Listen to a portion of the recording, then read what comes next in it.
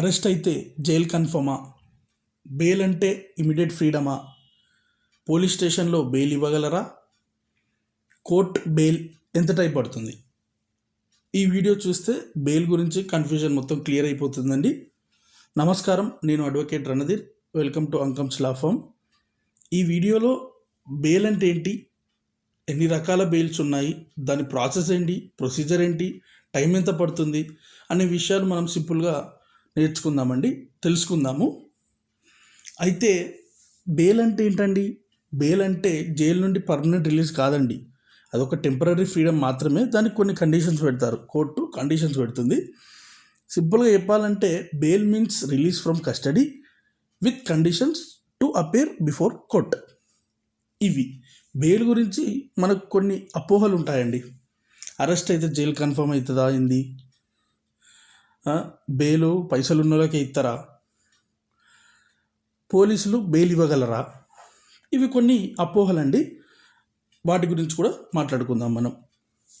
అయితే బెయిల్స్ కొన్ని రకాలు ఉంటాయండి, మనం చూద్దాం అవేంటి అనేది. పోలీసులు బెయిల్ ఇవ్వగలరా అన్నాం, ఇవ్వగలరండి. చిన్న చిన్న కేసెస్లో మైనర్ కేసెస్లో పోలీస్ స్టేషన్లోనే బెయిల్ ఇస్తారండి, చిన్న చిన్న కేసెస్ అవి. ఇంకోటి రెగ్యులర్ బెయిల్ ఉంటుందండి, అది కోర్టు ఇవ్వాలి. అరెస్ట్ అయ్యాక అప్లై చేస్తారు, అది కోర్టు ఇస్తుంది, అది కోర్టు గ్రాంట్ చేసే బెయిల్ అది. నెక్స్ట్ యాంటిసిపేటరీ బెయిల్, ఇది అరెస్ట్ అవ్వకముందే బెయిల్కి మనం అప్లై చేసుకోవాలండి. ఫాల్స్ కేసెస్లో చాలా ఇంపార్టెంట్. అంటే ఇప్పుడు మన మీద ఏమన్నా ఫాల్స్ కేసెస్ రిజిస్టర్ అయితే మనం ముందు అరెస్ట్ అవుతాము అనేది ఉంటే దానికంటే ముందే మనం ఈ బెయిల్ తీసుకోవాలండి. ఇది అరెస్ట్ కాకముందు ఇస్తారు. ఇంకొకటి ఇంటమ్ బెయిల్ అండి. ఇంటమ్ అంటే టెంపరీ బెయిల్. ఎప్పటి వరకు? మన కేసు ఫైనల్ హియరింగ్ వరకు ఇది ఇంటమ్ బెయిల్ అనేది తీసుకోవచ్చండి మనం. ఇవి కొన్ని రకాలు, అంటే ఇంపార్టెంట్ రకాలండి, ఇంపార్టెంట్ టైప్స్ ఆఫ్ బెయిల్స్ ఇవి. ఇవి ఎక్కువగా వినికిడిలో ఉంటాయి. Next bailable and non bailable offences ఉంటాయండి. బెయిలబుల్, నాన్ బెయిలబుల్ అఫెన్సెస్ ఉంటాయి. బెయిలబుల్ అఫెన్సెస్లో బెయిల్ రైట్, నాన్ బెయిలబుల్ అఫెన్స్లో bail court restriction.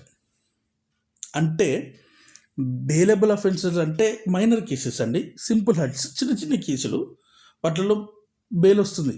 Non bailable offences అంటే cheating, serious assault, rape, murder, ఇలాంటి కేసెస్లో నాన్ బెయిలబుల్ వారెంట్సే ఇష్యూ అవుతాయండి. దీంట్లో కొంచెం కష్టం అవుతుంది, వస్తుంది కానీ కొంచెం కష్టం. నెక్స్ట్ దీని ప్రాసెస్ ఏంటి అసలు? First arrest or surrender. Arrest అయ్యాక police produce before magistrate. Arrest అయ్యాక పోలీసు వాళ్ళు మెజిస్ట్రేట్ ముందట అక్యూజ్డ్ని ప్రవేశపెడతారండి. Next bail application, lawyer bail petition వేస్తాడు, ఫైల్ చేస్తాడండి. అప్పుడు బెయిల్ అప్లికేషన్ అనేది ఫైల్ అవుతుంది. తర్వాత కోర్ట్ హియరింగ్స్లో జడ్జ్ కొన్ని క్వశ్చన్స్ అడుగుతాడండి. క్రైమ్ సీరియస్నెస్ ఎంత ఉంది, అబ్స్కాండింగ్ ఛాన్స్ ఎంత ఉంది, పాస్ట్ క్రిమినల్ రికార్డ్ అనేది కొన్ని క్వశ్చన్స్ జడ్జి గారు అడగడం కానీ చూస్తారు ఒకసారి. ఇప్పుడు ఈ అక్యూజ్డ్ మీద ప్రీవియస్ పాస్ట్లో ఏమన్నా క్రిమినల్ రికార్డ్ ఉందా, పారిపోయిందా ఎప్పుడన్నా, అట్లాంటి ఛాన్స్ ఏమన్నా ఉందా, ఇప్పుడు చేసిన క్రైమ్ ఏమన్నా సీరియస్నెస్ ఉందా, లేదా నార్మల్ క్రైమా, ఇవి చూసి దాన్ని కండిషన్స్ ఉంటాయండి బెయిల్కి కూడా. షూరిటీ ఇవ్వడం కానీ, బాండ్ అమౌంట్ ఉంటుంది, ఫారెన్కి వెళ్ళే అతను ఏది ఉంటే పాస్పోర్ట్ అనేది సరెండర్ చేయాల్సి వస్తుందండి సమ్టైమ్స్. ఎందుకంటే బెయిల్లో ఉన్నప్పుడు మనం ఈ చుట్టుపక్కల అంటే ఉన్న సిటీని దాటి వెళ్ళొద్దు, అందులోనే ఉండాలి. మనం కోర్టుకు హాజరు కావాలి, ఎప్పటికప్పుడు పోలీస్ స్టేషన్కి హాజరు కావాల్సి ఉంటుంది. ఇలా ఉంటాయి కొన్ని పద్ధతులు, కొన్ని కండిషన్స్ ఉంటాయండి. రిలీజ్ ఆర్డర్ వచ్చిన తర్వాత జైలు రిలీజ్ అండి. టెంపరీయే, ఇది కూడా పర్మనెంట్ కాదు. ఆర్డర్ వచ్చినాకనే జైలు నుంచి రిలీజ్ అవుతారు. అయితే దీనికి బెయిల్కి మనకి ఎంత టైం పట్టవచ్చు అంటే, ఒక్కొక్కసారి సేమ్ డేలో వచ్చేస్తుందండి బెయిల్. పోలీస్ బెయిల్, అది పోలీసులు అంటే ఇప్పుడు చెప్పాను కదా, మైనర్ కేసెస్లో వాళ్ళ చేతిలో పని కాబట్టి సేమ్ డేలో వచ్చేస్తుంది. ఇప్పుడు రెగ్యులర్ బెయిల్ అయ్యేది ఉంటే 1 to 3 days టైం పట్టే ఛాన్స్ ఉందండి. అదే సిజన్స్ హైకోర్టు దగ్గర వెళ్తే మనకు కొన్ని రోజుల టైం పట్టచ్చు, ఎందుకంటే చాలా పెండింగ్ కేసెస్ ఉంటాయి. అర్జెంటే బెయిల్ అంటే, కానీ సీరియస్నెస్ ఆఫ్ ద కేసు అన్నట్టండి, ఫ్యాక్ట్స్ మీద డిపెండ్ అవుతుంది. ఓకేనా. ఇప్పుడు కామన్గా బెయిల్లో మిస్టేక్స్ ఏంటంటే డిలే ఇన్ లాయర్ కన్సల్టేషన్. ఇప్పుడు మనము బెయిల్లో మనం చేసే మిస్టేక్స్ ఏంటంటే నిమ్మలంగా లాయర్ దగ్గరికి వెళ్ళడం కానీ, షూరిటీస్ తీసుకురాకపోవడం, లేకపోతే రాంగ్ షూరిటీస్ పెట్టడం కానీ, కోర్టు కండిషన్ని వైలేట్ చేయడం కానీ, ఇలాంటివి మనం చిన్న చిన్న మిస్టేక్స్ చేయడం వల్ల ఏమవుతుందంటే బెయిల్ డిలే అవుతుందండి, బెయిల్ రాదు. ఎప్పుడైనా కండిషన్ని వైలేట్ చేస్తే బెయిల్ క్యాన్సిల్ కూడా అవుతుంది, డిలే అవుతుంది, క్యాన్సిల్ కూడా అవుతుంది. గుర్తుపెట్టుకొని మళ్ళీ రిపిటేషన్ ఇవ్వడం చాలా ఉంటుంది, చాలా ప్రాసెస్ ఉంటుంది. అది supreme court view on bail. Supreme court క్లియర్గా ఏం చెప్పిందంటే bail is rule, jail is expectation అందండి, గుర్తుపెట్టుకోండి. అయితే మనం బెయిల్ గురించి మాట్లాడుకుంటున్నాం కదా, ఇలా చాలా టైప్స్ ఉంటాయి. మనం కొన్ని టైప్స్ చెప్పుకున్నాము, బెయిల్కి ఎంత టైం పడుతుందో చెప్పుకున్నాము, బెయిల్ అంటే ఏంటో చెప్పుకున్నాము, నాన్ బెయిలబుల్ అఫెన్స్ కావచ్చు, బెయిలబుల్ అఫెన్సెస్ కావచ్చు, అవి కూడా తెలుసుకున్నాము.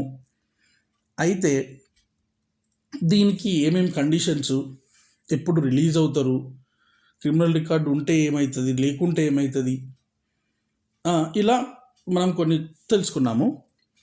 అయితే ఇక్కడ నేను చెప్పేది ఏంటంటే అరెస్ట్ అయితే లైఫ్ ఎండ్ కాదండి. ఎప్పుడైనా గుర్తుపెట్టుకోండి, అరెస్ట్ అయినంత మాత్రం మన లైఫ్ అక్కడే ఎండ్ అయిపోయినట్టు కాదు. బెయిల్ అనేది లా మనకి ఇచ్చే ప్రొటెక్షన్ అది గుర్తుపెట్టుకోండి. ఏదో అరెస్ట్ అయిపోయాడంటే ఇక వాడు బయటికి రాడు. మన వాళ్ళు ఏమంటారు, చుట్టుపక్కల వాళ్ళు, అబ్బా వీడు అరెస్ట్ అయినరా, ఇక వీడు బయటికి రారా అనేది అపోహ అండి. అది బయటికి వస్తారు. బెయిల్ అనేది ఒక మార్గం ఉంటుంది.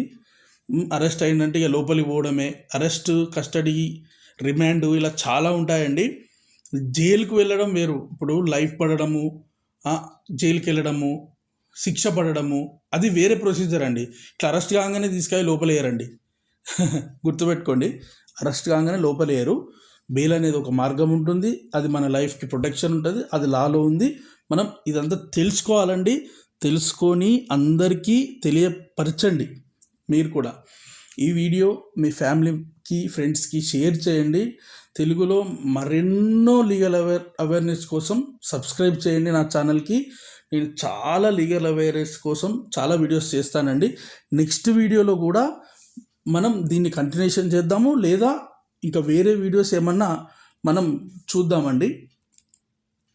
మీరు ఏమైనా ఈ వీడియో కావాలి అంటే ఒక్కసారి నాకు కామెంట్ చేయండి. నేను దాని మీద కూడా వీడియో చేయడానికి ట్రై చేస్తాను.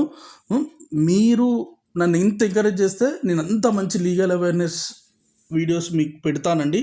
లాకి సంబంధించినవి చాలా మంచిగా పెడతాను, నీట్గా క్లియర్గా ఎక్స్ప్లెయిన్ చేస్తాను. ఏం డౌట్స్ ఉన్నా కామెంట్స్లో చేయండి, నాకు కామెంట్ పెట్టండి, నేను చదువుతాను, రిప్లై ఇస్తాను, మీకు రెస్పాండ్ అవుతాను. Please subscribe to my channel. Thank you అండి.